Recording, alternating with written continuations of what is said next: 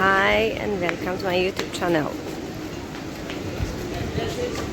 In Kadıköy Bazaar you can find different restaurants to eat different things, and here is one of the best doner kebab in Kadıköy Bazaar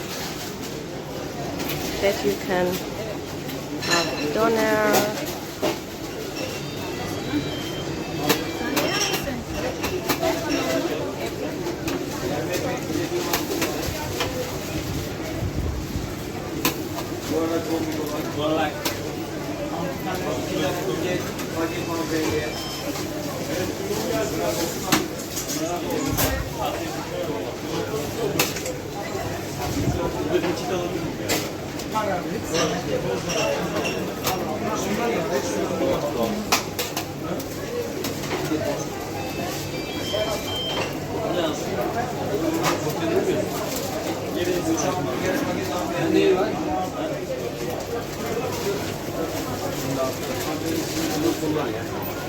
Ne var senin söyle.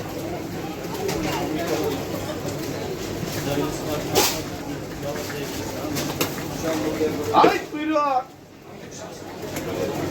can have chicken doner, Famous Ramadan chef. Famous meat Ramadan chef. doner, or mix. Aşağıda porsiyon mu istiyorsun? He? Evet.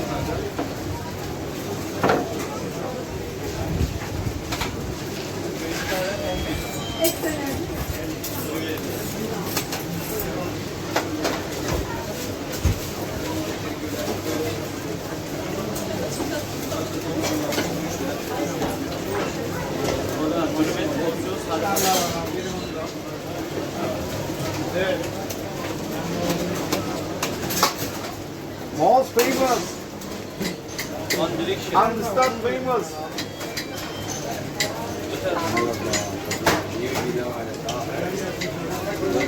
Türk müsün? Yabancı mı? Türk müsün? İran. İran. Germany. Görmeni. Allah. Oraya da geldi. You know Germany. Where are you from? Germany. Germany. Deutschland. Yes. Deutschland, yes. Deutschland.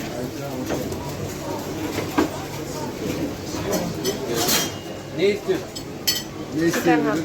Senin abi keşke. Portion with rice or a Evet. sandwich. Önce bunu Türk asıl. Chicken Türk bir sonra şey var. Görmeni neresi oluyor? Almanya mı? Yani Deutschland. Lamb flash. Full flash. Yeter. Full flash. Lamb flash. Bozkurt. Can you speak Germany? Ya. Zupa. Amcım Whitefish. Ukrayna. Ayna döner. From Ukrayna. From Ukrayna. And here are wet doner, wet burger, Lamb burger. lamb burger. Lamb burger. Your wet burger that you can have the Fotoğraf $1. pistol, and it costs $1 and it's tasty. There are different bread that you can have order.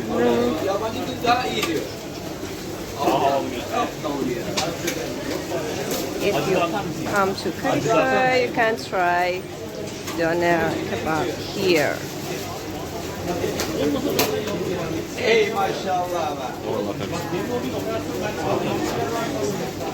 Thank you. Schönen Tag noch.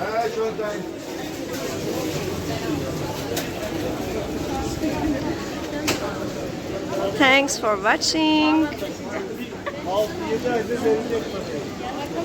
and have a nice day.